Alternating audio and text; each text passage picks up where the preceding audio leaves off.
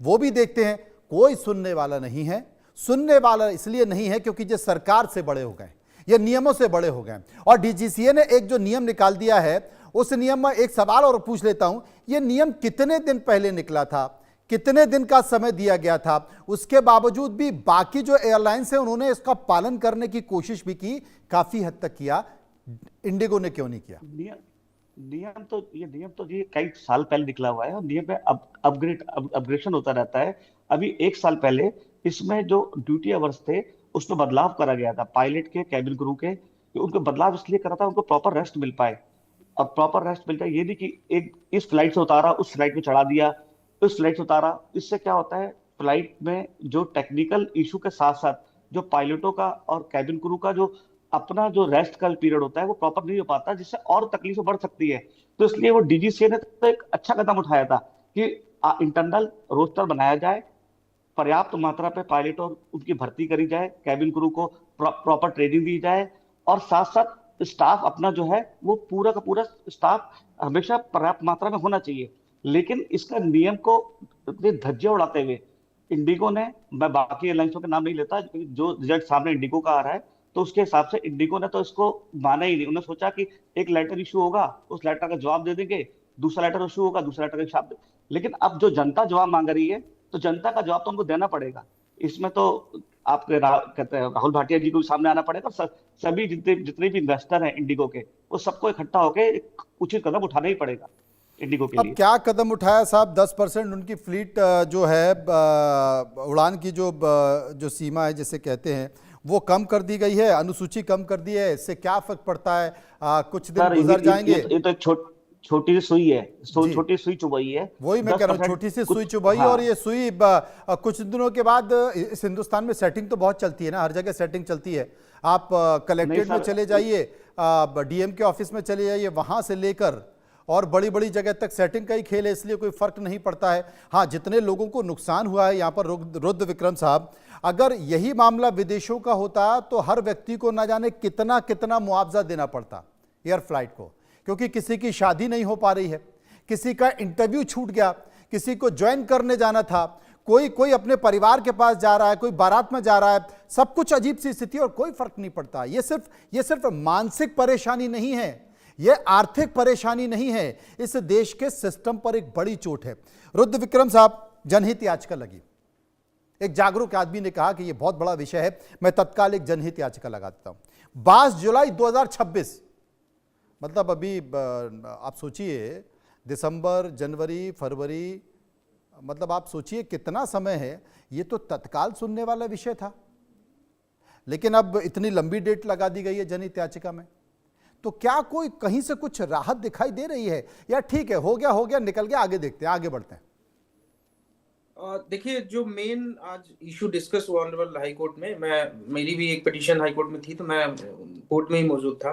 Court ने इस बात को बड़े गंभीरता से लिया कि जो एटलीस्ट जो कंपनसेशन जो इंडिगो है और डीजीसीए और सिविल एविएशन मिनिस्ट्री इस बात को इंश्योर करेगा कि कम से कम जो मेंटल एगोनी लोगों को फेस हुआ है, जो फाइनेंशियल लॉस हुआ है लोगों को, उसका कंपनसेशन। अब देखिए, बात सिर्फ कंपनसेशन की है बात, और दूसरी बात जो ऑनरेबल कोर्ट ने कहा कि आप क्या कर रहे थे, यूनियन ऑफ इंडिया से क्वेश्चन पूछा जो उनके एसडी थे कि आप क्या कर रहे थे, आपने ये सिचुएशन आने क्यों दी। हालांकि उन्होंने इस बात को अप्रिशिएट भी किया कि जो सेंट्रल गवर्नमेंट ने जो स्टेप्स लिए वो अप्रिशिएबल है, बट आपने सिचुएशन आने क्यों दिया, इसके रोकथाम के लिए आपके पास क्या उपाय था। और मैं आपको थोड़ा पीछे ले चलता हूँ, ये मामला कैसे हुआ।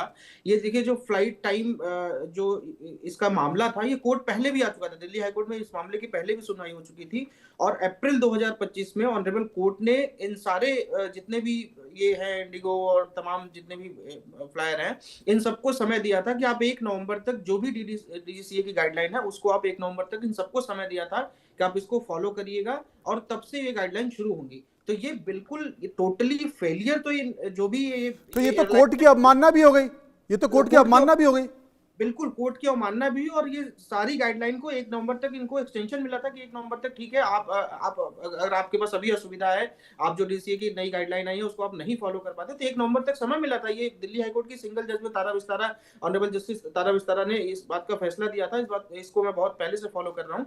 तो उस मामले में भी इनको एक्सटेंशन मिला था, उसके बावजूद भी अगर इन्होंने फॉलो नहीं किया, तो ये जो यात्रियों को कंपनसेशन मिलेगा, इसके अलावा भारत सरकार को चाहिए कि ऐसे जो भी इनके मैनेजिंग अथॉरिटीज हैं इस एयरलाइंस के, उन पर भी, इस पर ऑनरेबल कोर्ट ने भी पूछा कि आपके पास क्या है, आप क्या कार्रवाई कर सकते हैं, इन पे कार्रवाई होनी चाहिए। क्योंकि आप देखिए कि कितने लोगों को क्राइसिस झेलना पड़ा। और आप विदेशों की बात करें, विदेशों में तो अगर आपको किसी ने इनवाइट किया और आपने कहा कि मैं आपके घर खाना खाने आऊंगा, और आप खाना खाने नहीं गए, तो लोग नोटिस भेज देते और आप पे कंपनसेशन डाल देते हैं कि आपका खाना मैंने बना के रखा, आप खाना खाने क्यों नहीं आए, और उस पर सुनवाई भी होती है, कोर्ट फैसले भी देते हैं। विदेशों में तो यहाँ तक मामला बनता है, लेकिन यहाँ तो देखिए कितने लोगों का, कितने लोग अस्पताल नहीं जा पाए, कितने लोग इंटरव्यू देने नहीं जा पाए। एक बच्चे का इंटरव्यू सुन रहा था मैं कि उसका मेंस का कुछ इंटरव्यू था, मेंस वो क्वालिफाई कर गया था, इंटरव्यू देने नहीं गया। अब सोचिए कि किसी के भविष्य से आप, अगर एक बच्चे का भी भविष्य से आप खिलवाड़ कर रहे हैं, तो कितनी बड़ी गलती कर रहे हैं और कितनी बड़ी सजा इसकी होनी चाहिए। ये इस बात को बिल्कुल निर्धारित किया जाना चाहिए, चाहे वो कोर्ट निर्धारित करे, चाहे गवर्नमेंट निर्धारित करे, लेकिन इस बात का निर्धारण बिल्कुल होना चाहिए कि आगे आने वाले समय में कम से कम ऐसी समस्याएं ना आए, जिससे यात्रियों को, क्योंकि हम अपने जेब काट कर, जहां रेलवे की टिकट 1000 रुपए होती है, हम 5000 रुपए देके इसलिए जाते हैं क्योंकि हम जल्दी यात्रा कर लें, हम अपना समय बचा सके। और एक कोर्ट ने एक बात और ऑब्जर्व की कि इकोनॉमी भी दौड़ती है। जब हम जितने तेजी से हम दौड़ते हैं, उतनी तेजी से इकोनॉमी दौड़ती है। तो आपने अगर इतना बड़ा क्राइसिस हुआ तो इकोनॉमी को भी आपने स्लो किया। तो इन जी सारे मुद्दों को ऑनरेबल कोर्ट ने देखते हुए इस पर नोटिस होगा। ये जो लंबी डेट का मसला है, देखिए, क्योंकि अभी जो इशू था वो ऑलमोस्ट कोर्ट ने एड्रेस कर दिया है, कोर्ट ने कहा भी, और भारत सरकार भी इस बात को एड्रेस कर रही है। तो कंपनसेशन वाला मसला, और देखिए कोर्ट की स्थिति बड़ी, जब आप कोर्ट आएंगे तो कोर्ट की स्थिति ऐसी है कि एक एक दिन में 100 मैटर लग रहे हैं, और इसलिए कभी कभार डेट बहुत लंबे पड़ जाती है। लेकिन पिटिशनर के पास ऑलवेज राइट होता है कि वो अगर कुछ अर्जेंसी इसको आती है तो एक एप्लीकेशन मूव करके पहले हियरिंग करा सकता है। तो अगर कुछ इनको लगता है पिटिशनर को कि कुछ और भी इसमें डेवलपमेंट नहीं हो रहा है, या जो डायरेक्शन ऑर्डर कोर्ट ने पास किए वो डायरेक्शन फॉलो नहीं हो रहा, तो ये पहले भी इसकी सुनवाई करी जा सकती है। पहले भी सुनवाई की जा सकती थी। बस एक समय बहुत कम है, संक्षिप्त में तरुण माथुर साहब आपसे ये पूछना चाहता हूँ, अपनी मर्जी से आपने देखा होगा बहुत सारी फ्लाइट कैंसिल हो जाती है। एक तो मंत्री जी इस देश में कहीं के भी मंत्री बन जाते हैं, जैसे ही मंत्री बन जाते हैं तो वो अपने इलाके में, अपने स्टेट में 10 जगह बोले चलिए फ़्लाइट शुरू कर दिए, और तमाम फ्लाइट वाले फ़्लाइट भी शुरू कर देते हैं। जैसे ही मंत्री जी उस मंत्रालय से निकलते हैं सारी फ्लाइट बंद हो जाती है, कोई मॉनिटरिंग सिस्टम ही नहीं है। आप कहीं भी कोई भी फ्लाइट बंद कर दी जाती है। अभी हाल ही में भोपाल गया था और वहाँ पर मैंने देखा कि साहब फ्लाइट नहीं आई है, तो कोई एक टेक्निकल शब्द था, मुझे वो याद नहीं आ रहा, हवा का दबाव, के साहब हवा का दबाव ठीक नहीं है, इसलिए यहाँ पर फ्लाइट नहीं हो पा रही, तो हमने फ्लाइट जो है वो इंदौर रवाना कर दी।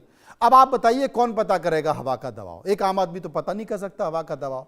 तो ये जो परेशानी है, अब 3.5 घंटे आप उस एयरपोर्ट पर बैठे हुए हैं, कोई आपको पूछने वाला नहीं है, आपकी कोई मीटिंग है, आपकी कोई बैठक है, कोई जिम्मेदारी नहीं है, मॉनिटरिंग सिस्टम नहीं है, या पब्लिक का, कम से कम पब्लिक डोमेन में आप बताइए, इसका कोई सिस्टम होना चाहिए। आजकल तो सारी चीजें फोन पर हैं, लोग जान सकें, लोग पता कर सकें, पब्लिक डोमेन में ये डाला जाए कि जिम्मेदारी तय की जाए, ऐसा कोई सिस्टम ही नहीं है। सिस्टम है लेकिन सिस्टम फॉलो नहीं करते।